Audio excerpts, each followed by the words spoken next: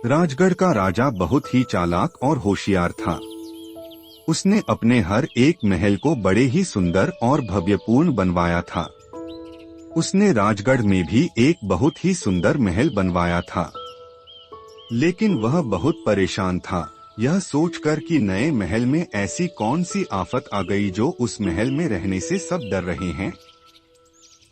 राजा लाखों रुपए खर्च करके इतना सुंदर महल बनवाया, लेकिन वहां रह न सका। ऐसी कौन सी बुरी ताकत है जो हमारे महल पर कब्जा कर बैठी है?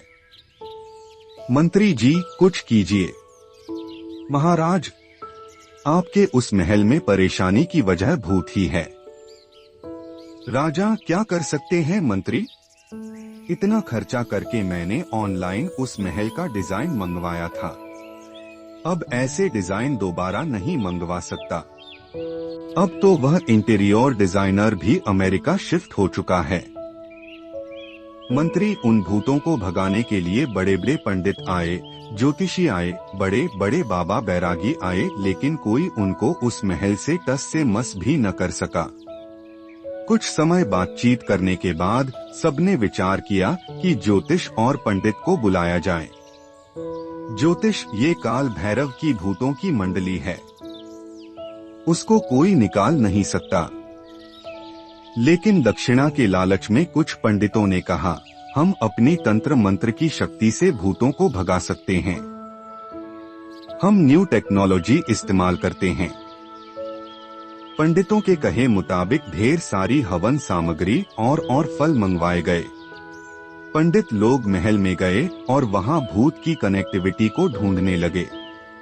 फिर पूजा की और महल के चारों ओर मंत्र युक्त कीले गाड़ दिए गए। पंडित, अब यहाँ भूत तो क्या स्वयं भूतनाथ भी आने की हिम्मत नहीं करेंगे। हाँ मंत्री, अच्छा देखते हैं तुम कितने बड़े पंडित हो। जो कोई ना कर सका वह तुमने किया, ऐसा हो नहीं सकता है। पंडित, मंत्री, जाकर राजा से कहो कि अब वह इस महल में आकर सोएं। अब ऐसी कोई चिंता की बात नहीं है। मंत्री, अभी मैं राजा को यहाँ लेकर आने का दुस्साहस नहीं करूँगा। पहले 2-4 दिन तुम दोनों यहाँ रहकर बताओ। जब सब कुछ ठीक होगा तभी हम राजा को यहाँ बुलाएंगे। परंतु पंडितों का पूजा पाठ बिल्कुल निकम्मा साबित हुआ। रात के वक्त जब भूतों को जोर आया तो उन्होंने इन पंडितों को उठाकर इधर उधर पटकना शुरू कर दिया।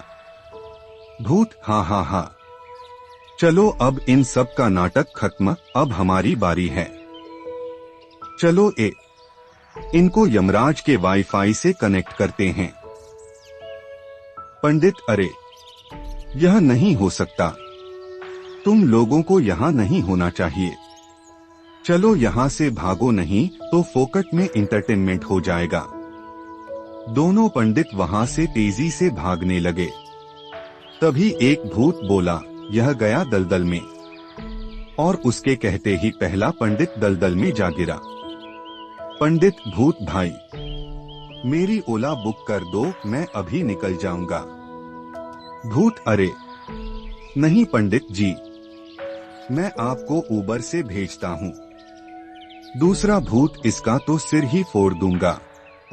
ऐसा कहते ही दूसरा पंडित एक पेड़ से सिर के बल टकराया और उल्टा होकर जमीन पर जा गिरा। पंडितों की पराजय से राजा बहुत दुखी हुआ।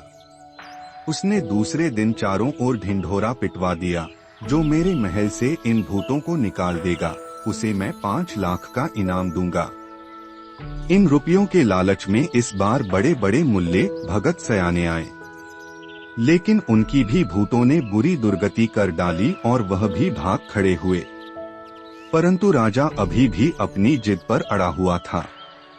उसने अपने मंत्री से कहा, मंत्री, तुम देश विदेश में ढिंढोरा पिटवा दो कि जो व्यक्ति इस महल से भूतों को निकाल देगा उसे राजा अपनी राजकुमारी का वर बनाकर आधा राजपाट उसके नाम कर देगा। ढोल पीटने वाला खलक खुदा का, मुल्क हिंदुस्तान का, हुकुम राजा बहादुर का। जो भी व्यक्ति महल से भूतों को निकाल देगा उसे राजा अपनी राजकुमारी का पति बनाकर आधा राजपाट सौंप देंगे। मगर कोई ना आया, लेकिन खबर चारों तरफ फैल गई। नगर के लोगों ने महल के आसपास तक जाना बंद कर दिया। यहाँ तक कि महल के पास से जो भी गुजरता, भूत उसको उल्टा वहीं पेड़ से लटका देते। नगर के लोगों ने सोच लिया था कि वो इस नगर को छोड़कर कहीं दूसरी जगह चले जाएंगे। नगर के पंचायत घर में सभी को मेल करके बुलाया गया। सरपंच, देखो, मैं तुम सबको कॉल करके नहीं भुला सकता था, इसीलिए मेल करना पड़ा। आदमी, ठीक है, लेकिन इस तरह से बुलाने का क्या कारण है? सरपंच, काल भैरव के भूत। महिला, हाँ, काल भैरव के भूत ने हम सबको बहुत ज्यादा तंग करके रखा है। सरपंच, काल भैरव के भूत को कोई नहीं निकाल सकता, जिसको जान देनी हो वही जाए। इसलिए मैंने सबको यहाँ इस नगर को छोड़ने की सलाह देने के लिए बुलाया है। आदमी, कई महीने बीत गए, लेकिन उसे कोई नहीं निकाल पाया। इन दिनों राजा बहुत उदास रहा है, मगर क्या कर सकता था? सरपंच, राजा ने एक शर्त के तौर पर अपनी बेटी की जान को दांव पर लगाया है। ऐसा कौन करता है?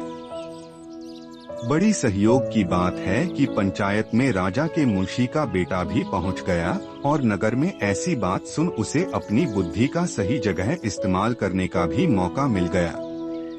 मुंशी बेचारा मर गया। उसका एक इकलौता बेटा था और बूढ़ी कमजोर पत्नी। बेचारे गरीबी की मार से दुखी होकर अपना जीवन जैसे तैसे काट रहे थे। लड़का नौकरी की तलाश में रोज राजा के दरबार में जाता, लेकिन खाली हाथ ही वापस लौटता। बेचारी माँ बेटे भूख से बिलखने लगे। एक दिन बीता, 2 दिन बीते, ऐसे ही तीसरा दिन हुआ। मुंशी का बेटा भूतों के महल में चला जाए। सोचते सोचते उसके मन में एक तरकीब आई। झटपट उठा और अपने स्वर्गीय पिता का कमर दान लिया। एक पट्टी उठाई, एक टाट का बोरा और एक तीखा चाकू संभाल कर पेंट में रख लिया। फिर लालटेन लेकर माँ से बोला, माँ, मैं बाहर काम पर जा रहा हूँ, जो लौटकर ना आऊँ तो राजा के यहाँ से पूछ लेना कि मेरा बेटा कहाँ गया, पता लग जाएगा। बूढ़ी माँ उसकी कोई बात समझ ही नहीं सकी। माँ, बेटा कहाँ जा रहा है? कोई जवाब ना देते हुए बेटा वहाँ से निकला और सीधा भूतों के महल के पास जा पहुँचा। महल के बाहर शानदार फाटक था, वहाँ राजा के सिपाही पहरा दे रहे थे। मुंशी के बेटे ने कहा, फाटक खोलो, मैं भूतों से लड़ने आया हूँ। सिपाही हंस पड़े।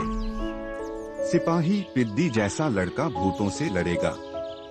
बड़े बड़े पंडित ने तो कान पकड़ लिए, और तू क्या अपनी जान देने आया है?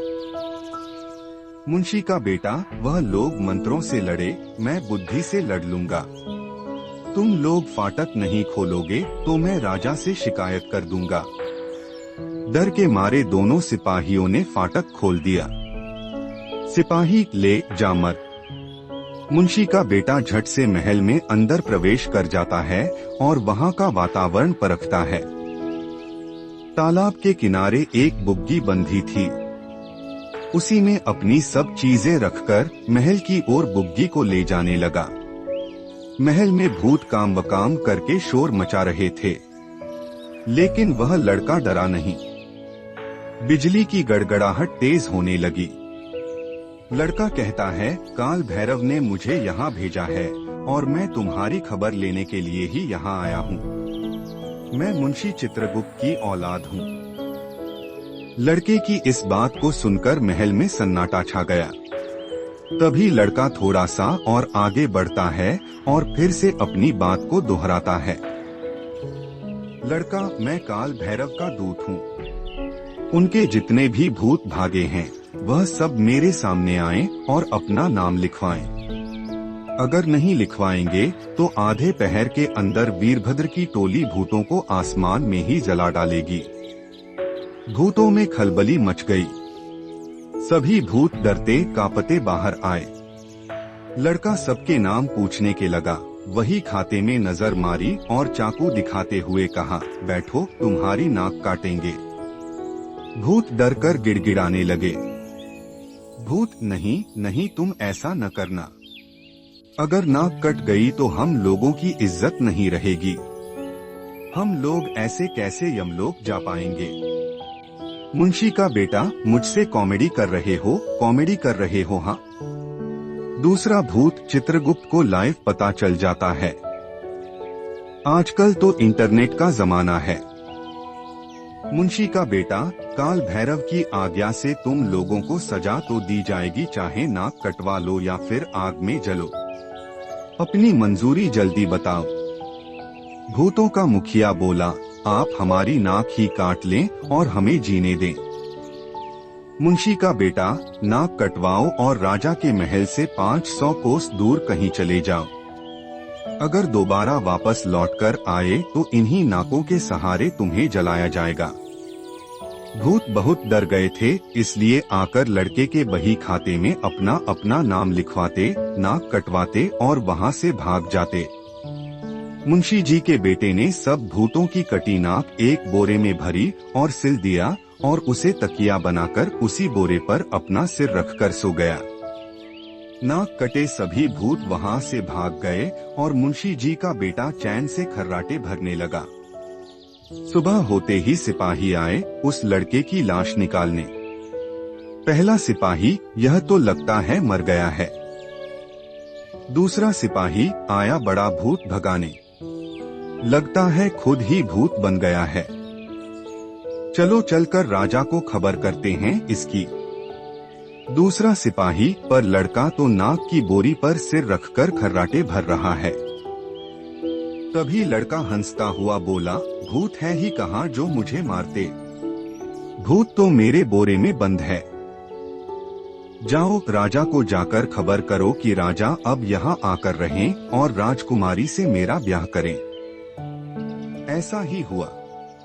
राजा ने राजकुमारी के साथ उस लड़के का विवाह कर दिया और कहा, इस नए महल में तुम ही रहो और राजपाट करो, लेकिन इतना जरूर बता दो कि तुमने किस मंत्र की मदद से इन भूत को यहाँ से भगाया है। मुंशी का बेटा, मैं मुंशी जी का बेटा हूँ, इसीलिए दिमाग से काम लेता हूँ। मेरे पास केवल एक ही मंत्र था और वह था बुद्धि का मंत्र। राजा रानी यह सुनकर बड़े खुश हुए और लड़के की माँ को भी महल में बुलवा लिया गया। जैसे उनके सुख के दिन लौट आए, वैसे ही राम करे सबके दिन लौट आए।